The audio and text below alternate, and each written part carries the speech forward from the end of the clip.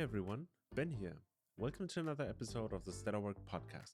Today I'm having Stuart Munton with me. Stuart works as a CIO at And Digital, and Stuart is helping me out on how AI changed the consulting industry, how AI is moving the needle in software development, and what the future may hold up for us. If you're into consulting, into software or product management, then this episode is for you. So without further ado, let's jump right in. Hey Stuart, welcome to the Stellar Work podcast. Hi, nice to be here. Oh man, I really wanted to reach out because I wanted to talk with you about the consulting industry. Many of the people listening to this podcast are working in the consultancy industry or run a small agency, and when you look over LinkedIn, you see just so much doomerism about the whole industry. It seems like AI is eating everything, even though we're not, at least I'm not seeing quite the big results from AI within the consultancy industry. At least when you look at LinkedIn, Substack, and all the social media channels. So I'm really curious to hear about your experience and learn from you. Excellent. Yeah. But before we get into that, maybe we start with a short introduction. Like, for everyone who does not know you yet, can you give us a brief intro to who you are and who is And Digital? What a name. Okay. So Stuart Munton, I have one of the longest job titles in the world. So I am Chief for Group Operations and Technology and Scrum Half. So when you're introducing yourself, do you have two business cards you put side by side? It's a long word, but again, it's I'll talk a wee bit about but it's part of wholeness at And Digital, and also the kind of desire for organisation to do stuff differently. So be remarkable. Well, I mean, in most worlds, I would be a CIO, or a CTO, or maybe a CISO. Depends on kind of which way. What is a CISO? Chief Information Security Officer. So I look after like IT development and security, information security for And Digital, and so it's a bit of a blended role, but again more on the CIO side. And what And Digital is a technical consulting company. Coming up to 12 years old. I've been around since the start when there were kind of five of us. It's about 1,000 people now, mainly impressive. In the UK. Like, for me, who just started my small business, like hearing from other consultancies are over 1,000 people seems crazy. Yeah, it has its ups and downs. The last few years have been interesting and challenging in a lot of ways, and again, I don't know if it was particularly AI driven. It's probably more interest rate and market driven. But AI is in the mix in there. But that's where we are now, and what we do as a company is we build technology, we run change, agile, digital, AI transformation. And so getting on top of this, getting in front of it, ride the wave rather than be smashed by the wave is super important to us as a company. Yeah, I can imagine. Can you roll back a bit and tell us about how AI hit And Digital? Like, what was the first things that you saw appearing on the horizon? Well, we've always done AI.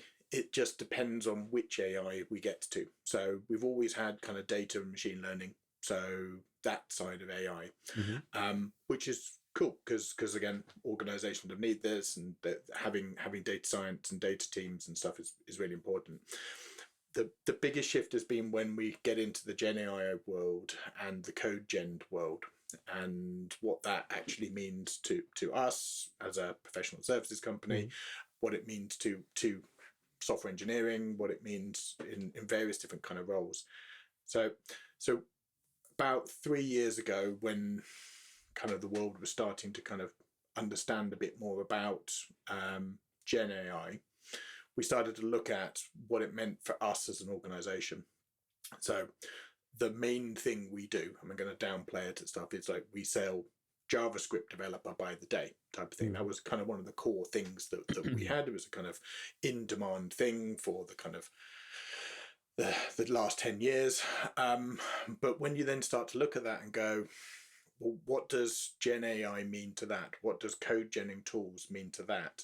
How do you have to consider your business model?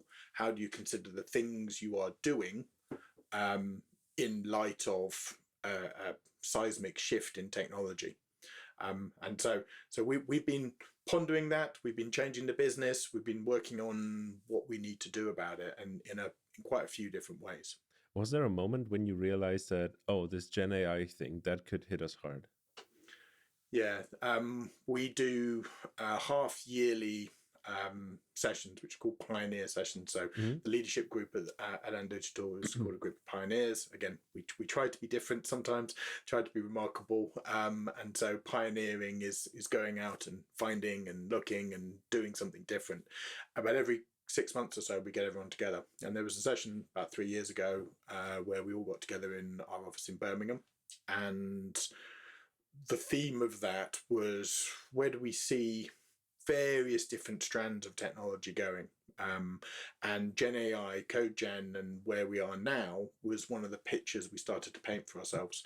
I mean, along with quantum and everything else, which is still sort of down there a wee bit still. But that was the point where we went, okay, so we need to think about what we do and how we do it as much as the output of what our people do. Because the way we sort of equated it now is 10 years, 15 years ago, people would be talking about kind of agile. Yeah? And so the agile transformation was significant in my life, significant in that. It's what I probably spent the last 20 odd years doing. But it had a big change from kind of waterfall to agile. And so we look at it now as, well, the change for us is helping our people to understand how to work in an AI augmented manner, rather than doing AI augmented output. We still do that because we still build products with clients, we still do stuff, but in the same way that we wanted to kind of help clients to understand how to be agile and how to get the benefits from that, the core thing we think about now is, like, how do we think about helping our clients adopt AI engineering patterns, AI design patterns, AI product patterns. So it's not exactly selling shovels to miners, but it's sort of more on that side, because the pattern is really important. And how we learn with multi-clients helps people. The output is useful. 20%, 30% faster output is really good. But actually helping our clients to understand that. You mean faster output on which level? On like the individual contributor, or is that a team? Or the 20-30% number tends to come at the individual level. Okay. So the individual contributor, I can move faster. I use multiple AIs. I can do stuff quicker myself. And that's good because again, like, we are moving faster. But the pattern that we're seeing emerge is, like, instead of it just being individual AI tools that one person uses, is how you get to this concept of shared context, how you use MCP integrations to connect your various different types of AI up so that you can move collectively faster than that.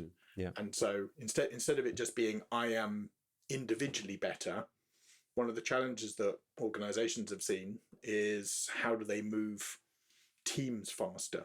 Because they all, if they all go off in the wrong direction, 30% faster in a different direction from each other, that's no good. Yeah. So you want them going 30% faster, all in the same direction. Yeah, absolutely. I remember Klaus Leopold had a very good saying that it's not about typing faster. Like, no. It's not about improving the speed or increasing the speed of the individual contributor, because this will just only jam up the bottleneck further downstream, right? So the idea is to make the organization at a much higher level better. But I think maybe that starts at the individual level. So you figure out how to do it on your own, then you figure out how to do it with your peers inside your team. And then maybe you go to another team, upstream or downstream your value chain, and you go talk to them and maybe onboard them and develop the tools. How was it at And Digital? Did you sort of like, I mean, those tools, when they came out, did you adopt them right away? Have you had some fails and success stories that you can share? Because I think that when when you're helping other organizations, you probably went through the similar pain that they will go through when they adopt those methodologies, when they adopt those technologies. Yes. So we are a company of early adopters. I like if you look at the kind of the crossing the chasm thing, everyone's always trying to do the newest technology thing, which is great for getting people to adopt things. It's slightly unusual when it comes to everybody trying to find their own favorite one. Yeah? Mm-hmm. So we have tried every single thing. And so finding what's right for us has been an interesting journey. But also we have 100 clients, and finding what's right for them depends on their ecosphere. So if they are a predominantly Microsoft shop, it leads to a certain path. If they are a Google shop, they lead to a certain path. So the actual decisioning that you make and that you have to have these conversations around is like some of the predeterminedness is already set for clients. And so we're a Google shop inside.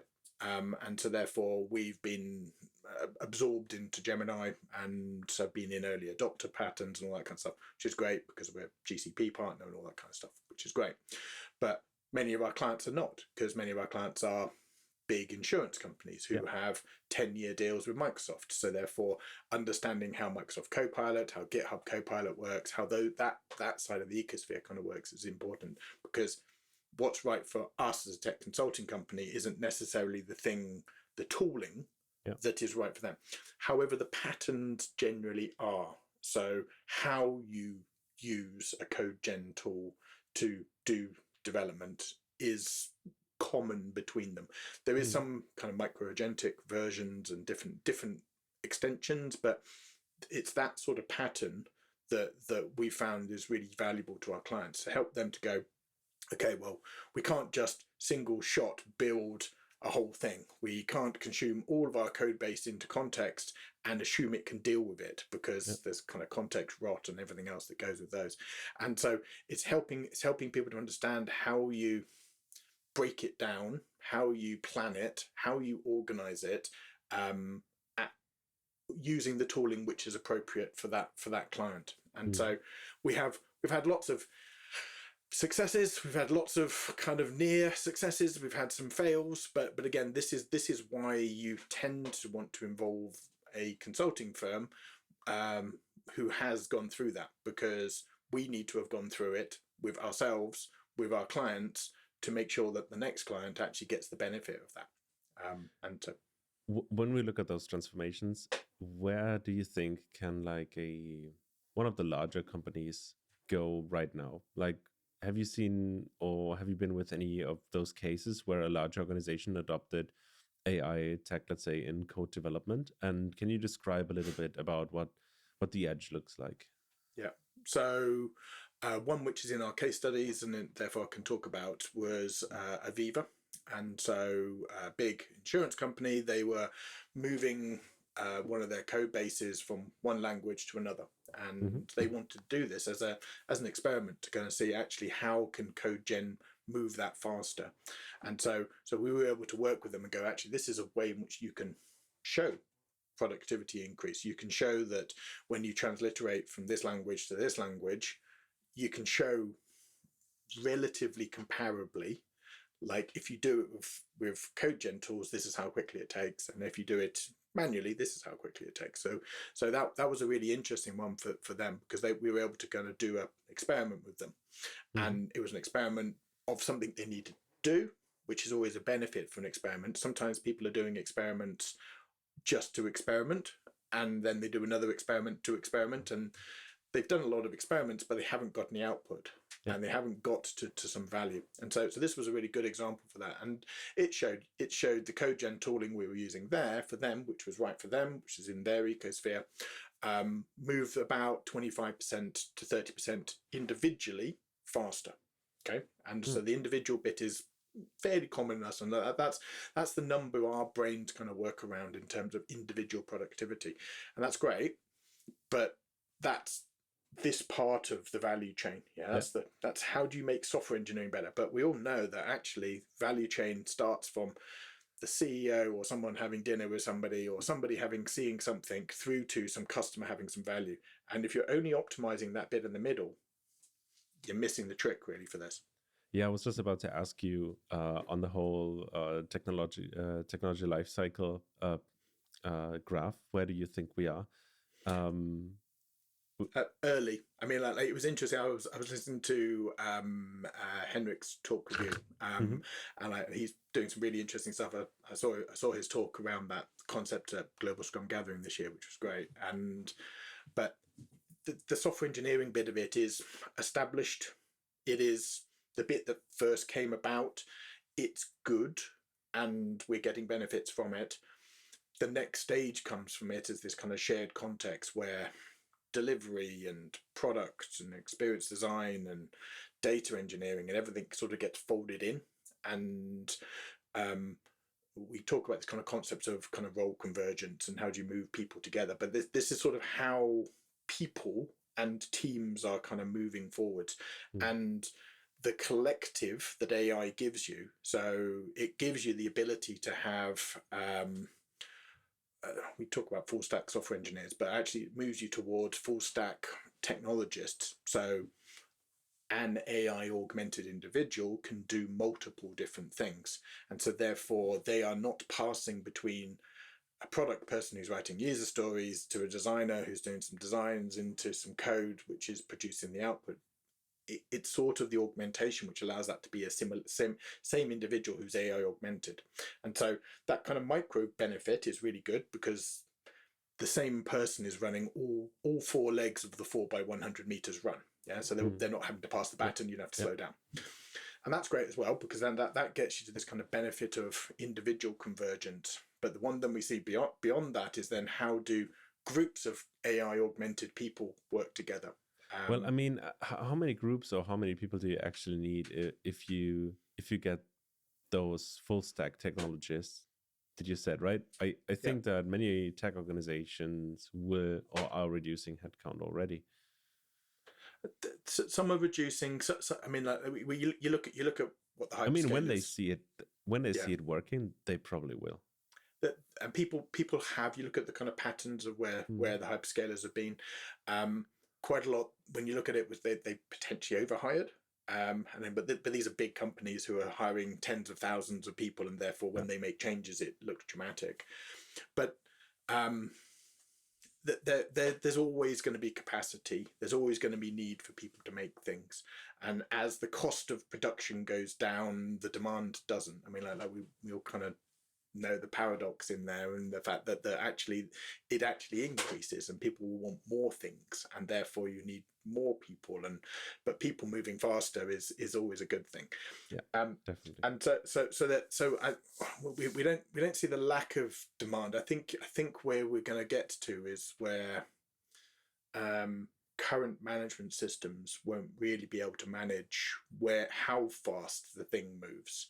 Because I mean, it's taken a while, but like when I first started doing kind of like delivery projects, like back in like the early 2000s, we would do a 3-year plan, a project plan, big Gantt charts and that kind of stuff. And that was normal. And then we went, oh, that's silly. We should move that down and make it yearly budgeting. And then we went to kind of agile, where we went to kind of quarterly safe-ish sort of planning, but also 2 weekly sprints and stuff. And so the event horizon compressed and compressed and compressed. And I still don't think that most organizations have actually caught up with that, let alone now the increase capability and capacity that you're getting from an AI point of view, the increased ability to change direction, to be responsive, to do those things.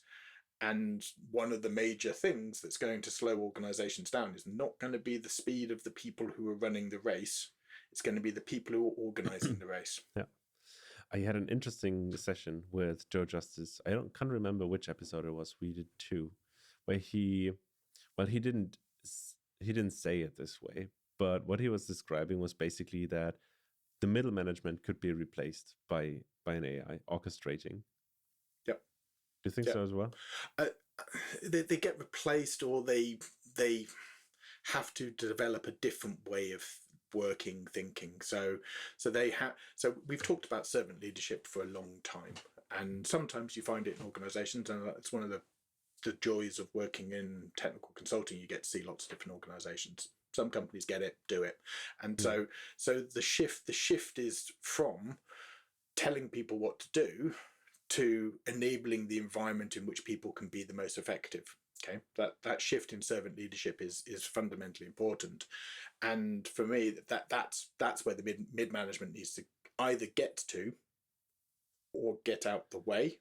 Well, I think from what I see, how people use tools like Jira or how they use automations, I pretty much fear that we're moving into the age of an AI overlord assigning you Jira tickets to instead of having a middle manager doing the same thing. Maybe. I mean, so there's systems of work, and then there are systems. I'm a fairly big fan of Atlassian stuff there because it helps to organize it. I've grown up with Jira tickets and stuff, so it's just. I mean, as a consultant, you have to work with whatever you find at the client site. It's just there.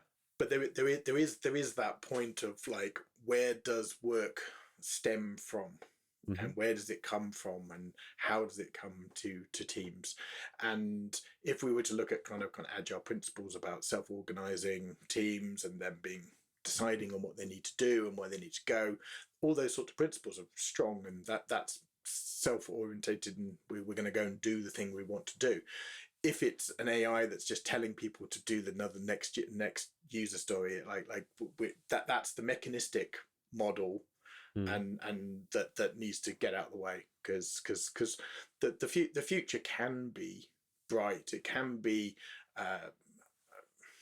self-actuated. It can be people doing the work that gives them purpose, and that's fine, and that's good. That's the work we should go towards, rather than using AI and automation just to automate the thing that is now. We do need to change business processes. We need to change organizations. We need to change behaviors. There's a whole load of that. I mean, this is what we're saying. Like you can make the people run around the track faster, but if you haven't changed how the track is built, how the stand and stadium around the track is, if you haven't done those things as an organization, you haven't understood business agility, you haven't understood servant leadership, you haven't done the things which will enable you to outcompete your competitors.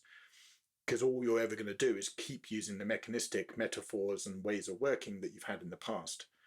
And they got you so far, but what got us here won't get us there. And we are in a significant shift at the moment, and it's happened once in my career so far. It's had some sort of the waterfall into agile shift in the kind of early 2000s for me was one of those. There's been sort of false dawns of like Web 3.0 and like blockchain and all those sorts. Everyone went nuts about them. This is different. This is the one of those deciding points, and this will be if you can reorganize yourself quickly enough now.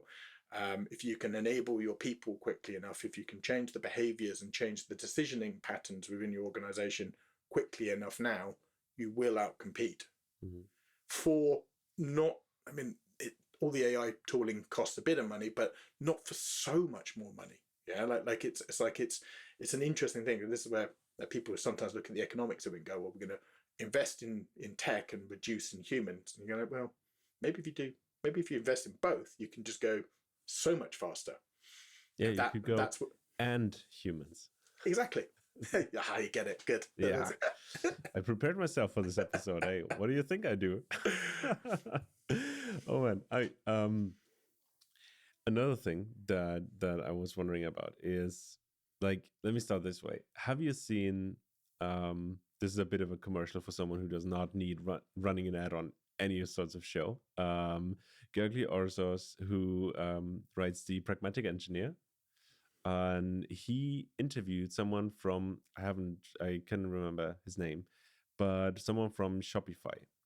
And they were one of the very early adopters from GitHub Copilot. They were even back then when it wasn't called GitHub Copilot, where it was just a tool that GitHub used inside GitHub. And what they described was that the teams that we've been talking about when we talk about agile software deliver agile product development teams, they went fully into only delivering. only execution, because the whole exploration part could be done by product management with AI vibe coded prototypes. Yep. So the product management went into tech using like Lovable or N8N or whatever, to create a prototype, to test some assumptions, and when they nail the product or a service, they would pass it downstream to the developers, who are then, in air quotes, are executing their idea and making it scalable, making it performant, making it run in different countries on different tech, right? So they are in charge of that. And I was wondering whether this is maybe the end of Agile as we dreamed it, where you have a team iterating alongside a client. And I was wondering what your take is on this. Yeah, I mean, it ends up as sort of, you can get down to that sort of dual trackness of it. Yeah. So if you imagine a dual track agile kind of process where some people are doing some product stuff and then handing in some people to turn it into engineered reality, all we've exchanged in that from a dual track agile process is the exchange point is a lovable file or an MCP connection. Yeah. So, but it does take away from the agileness of it, yeah, because actually if you because you may not be just completing tickets, user stories at this point, but you are just making the thing that you're given, and you're making it as well as you can, but actually it takes away from kind of the autonomy and the choice of the engineer to actually build a better thing. Yeah, because people don't choose to become software engineers so they can just work. I've completed 87% of my Jira tickets. Yeah, they don't. No, they don't. They don't. Strangely, they like solving problems, and there's a creative side to the industry, and so we see those people moving towards the product piece, and the people who work in the solution space now have a massive benefit in the fact they understand the code, they understand computer science, they understand architecture, they understand these things, and they can move towards the product stuff, and the product people can probably move towards them. And so we see this kind of bringing it together rather than separating it, because otherwise you end up with a bit of a kind of micro waterfall kind of thing, which might be efficient, but it's only efficient if you are 100% sure that you know exactly what you're making.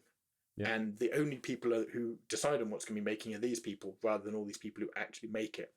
And that sounds like a production line and a feature factory and all those sorts of things, which leads to just making the same things you've ever done before, just maybe a bit faster. Yeah. And it also sounds like you end up in product management with a vibe code prototype that you pass down somehow. And engineering starts to actually build it, is maybe half year into it, and then you come up with another really good prompt idea on how to do it even better on your prototype, and you just pass that downstream and you break everything that was done before, because it's just so cheap to turn an idea into something that could be a business at a certain point. You know, the cost of output is decreasing. Yeah, and therefore, because I can output, whether I want something that generates user stories. I mean, like so the whole AI generation of user stories is a crazy one, because it goes away from the fact that we should actually talk about what the thing is before we actually just write it in a format, and then you bypass all that, then you go straight to kind of generating an output where you go, oh, that looks good. And we've had an invested view of that over the last, people have been in the business for 10 years. We're going, okay, normally it would take us like weeks to get to that point, so therefore they attribute the same amount of value to something that took them 30 minutes to something that previously would have taken them 3 months to get to. Which is also a personal process, like personally for the product manager, like maybe doing the job, but also for the whole organization around him, like going through that process, learning, engaging with others, engaging with clients, with markets, reading about stuff, internalizing all of that, and really getting to the point where you're actually building up skills and capabilities, right? Instead of, oh, that sounds good. and it looks good. I mean, I it love looks stuff that comes so out good. Lovable and V0. It's great. It's really good for Yeah. prototyping. Some of the prototyping stuff that comes out Figma, some of the prototyping stuff that comes out Miro. Well, it all really good. depends. It really depends if you ask the right questions, I think. Because like if you ask questions that everybody else is asking, you will get almost similar results like everybody else's. So how are you actually creating an edge with your product or service? I mean, the joy of generative things is because they look at other things and make things like them. Yeah. And then you can play with temperatures and you can mess with things and do stuff to create some kind of random. But most people generally keep it. Oh, good! It's made the thing that's like the other thing. Okay, good. That's good. I like that. That's good. But it doesn't lead to step change in innovation. It doesn't lead to any of those things. It doesn't lead to the next big step. It will lead to lots of incremental steps. Good. Yeah, and if that's what you are looking to do, then that's fine. But this is where we need to just understand like what it is doing, because it's not producing pure novelty. It might produce something that's novel because it's random, and variant and has a different temperature, and go for that, fine.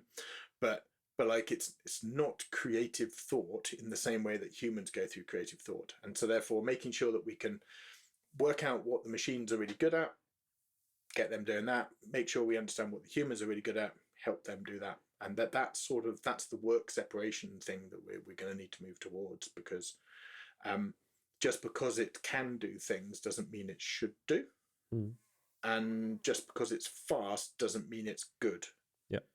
But also the converse of that, you could also produce 10 versions of it and then try to evaluate them and stuff. Like, can you imagine like the old days where we basically had to get like someone, the only person who would do a load of Figma work, and they'd come back 6 weeks later and they produce you 3 options.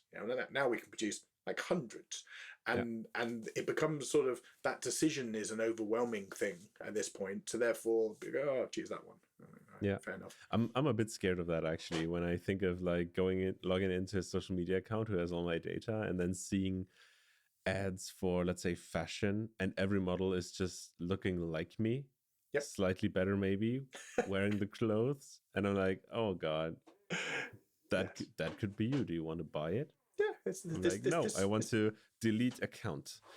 That's what I want to do. The ultra micro personalization will become it'll become creepy. Hopefully energy is just so expensive they're never going to do that. I'm really afraid of that. I don't want to have that.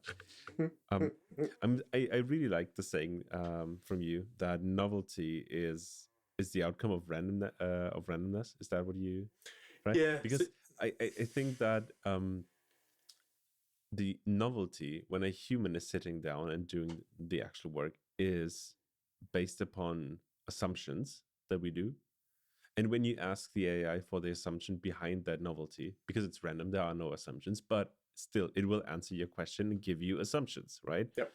But they're not like connected. There is no cause and effect, like relationship between it. It's just it's maths. Yeah. And at the moment that the change in the temperature changes the probabilistic state of the output of the next token. And that maths is understandable, but it's not the thing. And like there have been some examples of where Gen AI models have done interesting stuff. There was a set of cancer research drugs which one of the Google models found. Brilliant. Yeah.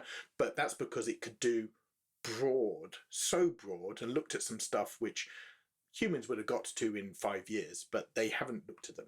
And so that's really brilliant. But that's a good use of kind of broadness of the system. Whereas if you want to stand out from your competitors, from your peers, from something else, Gen AI is not going to do that. It's going to make it much of the same. But if that's cool and that's what you need, then that's fine. I remember. Do you know Rocket Internet? That German company, the Samwa brothers, maybe heard of them. So they copied digital business models from the US and implemented them in Germany, but then scaled across Europe and implemented like smaller versions of them in other European countries, right? Yeah. And if you just like, food delivery over an app is a cool idea. It works in New York.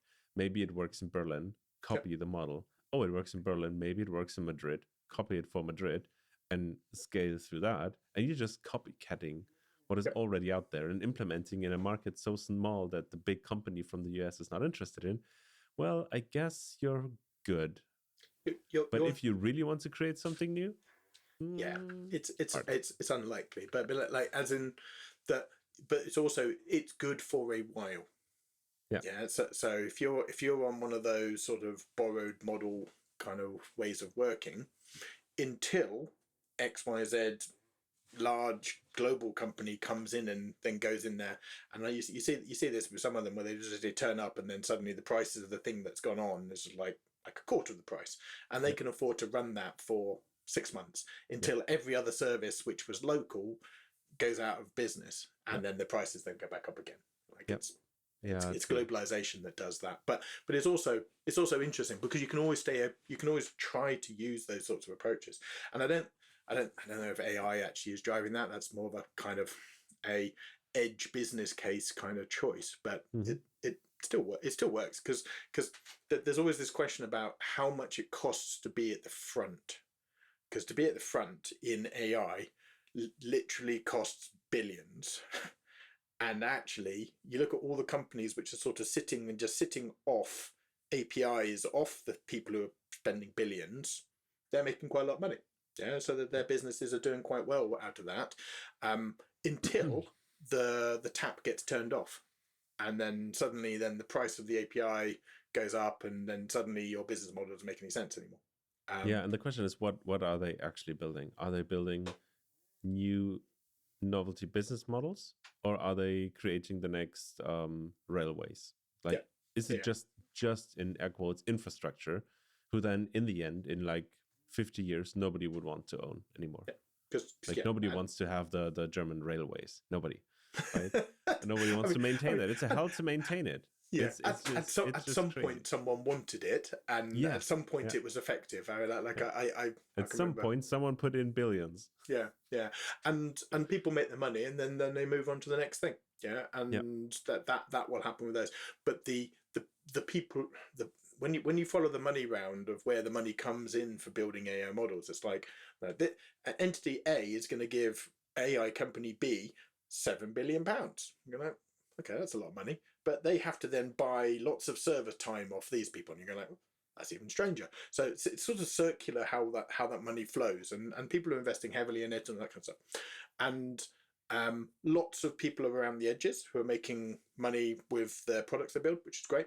And then if those products are good, novel, interesting, there's a couple of different routes they go. So either one of the hyperscalers buys them because their product is actually adding value and it's novel, or the hyperscaler just replaces it and puts their own thing in. And you see this quite regularly about them going, well, okay, we've just launched this. And then let's talk about like anti-gravity just came out from Google. Yeah, I mean, like I was playing with it like last week, and I'm going to do some stuff over the weekend.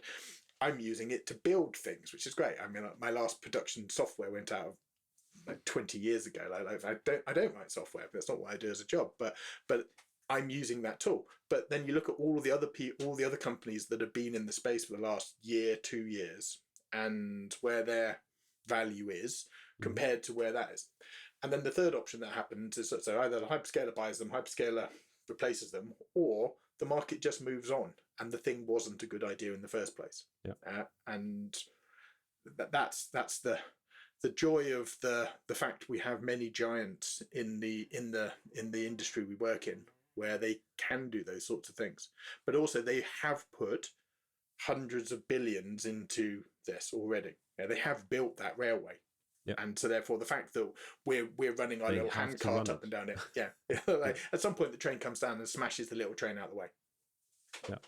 Maybe let's go down a bit from the meta level of things down to the actual factory floor. You mentioned that AI tools are widely used in software development, in writing code, and have not fully penetrated the whole field of product development. But what do you think is the next space which AI is going to eat? Yeah, so MCP... When it comes to product development, right? Yeah, absolutely. So MCP is the current best model for establishing trust and interconnection between AIs. And can you briefly describe what MCP is? I'm not sure that everyone knows it. So MCP is Model Context Protocol. It is as if APIs for AIs. Okay, so we all get how API provide data exchange. You still need the APIs, just to be clear, with MCP. So MCP allows me to exchange context. If I'm having a data exchange, I still need the APIs. It doesn't replace APIs, but it's sort of the trust level and the context exchange. What it means is then we can then do stuff which at the moment software engineering I might be using a product like Cursor or Anti-Gravity or GitHub Copilot or Claude Code or something. I'm using either a model and an application or an application and a model, and I'm doing that stuff. But at the moment, the way that context gets into that model is generally through human transfer to start with, as in like I'm using the thing, but then creating copy pasting, yeah, or even think it like being in meeting and then typey, or markdown files. So we're actually getting to a common way of transferring stuff in a better way. It sort of bypasses kind of user stories and all that kind of good stuff. But then the place where we're heading towards, and this is where kind of product gets pulled into it, delivery gets pulled into it, is the context lives somewhere central. And because the context is central, we all share context. And MCP allows us to share context. So if I've got, say, and when you say context, you mean data, is that correct? Data, pictures, like insight. So one of the nicest places we see doing this is kind of Miro. And so you can get everybody to kind of put post-it notes and stuff and workshop. And you can do a workshop remotely in Miro. And at the moment, that sits in there, and that's the kind of core context of what you want to do and why you want to do it and how you, and that all lives together. The challenge that AI teams have had at the moment is they then all go off to their own individual products and go and transfer the context and then go and build from that context. And it means that everybody's context goes off in slightly different directions. It might be common, but it's unlikely to be. Whereas having that shared community context and MCP connecting it means you can go off and go and do stuff. And if you change the context, the MCP connection, the context changes at that point. So you keep in a common context, and then you keep your Cursor connected and your Figma AI connected, and if you need to generate user stories, you have to create that in Jira, and you can keep all those things connected. And that's then binding product and design and everything else together. The disciplines come together because the tooling context is connected. So MCP has its limitations. People are kind of trying to work out what the next thing on. I mean, like MCP is a year old. I mean, like it's from Anthropic a year ago or so. People are trying to think about what the next thing is, but that kind of common understanding is really important for binding all the other people into this. So it's not like AI is eating another job profile, another skill set like product management or design. So AI will be enabled to access different contexts and put them together, and is basically eating everything at once. Yeah, and it's consistent. So instead of my I'm going to use your eatingness. Instead of my meal being made up of some meat and then some dessert all in the same plate, it actually knows the context of it, and it separates things, and it knows that actually that bit needs to go over there and that bit needs to go over there. And so context is important to this, because otherwise you end up with a mash of random food being eaten. Like you move from, what was it? It was like Russian style is the multi-course thing that we eat at the moment, and that's kind of, then there's French style where you basically got all food all at once. Yeah, and so without context management, you get all food all at once. Yeah, you can eat what you like, but it doesn't have order. Whereas for multi-role things, you need order and you need structure, and that's what MCP provides to it. I saw an interesting post by Matthias Patzak, who was also on the show, who posted about data lakes versus data mesh. And it very much reminded me of the discussion that we're having right now. Like, do you want to have it all centralized, or do you want to access different areas, to have a mesh, so to say. Yeah. And Right. can you manage it all together, or do you just need to know the intent of that's over there?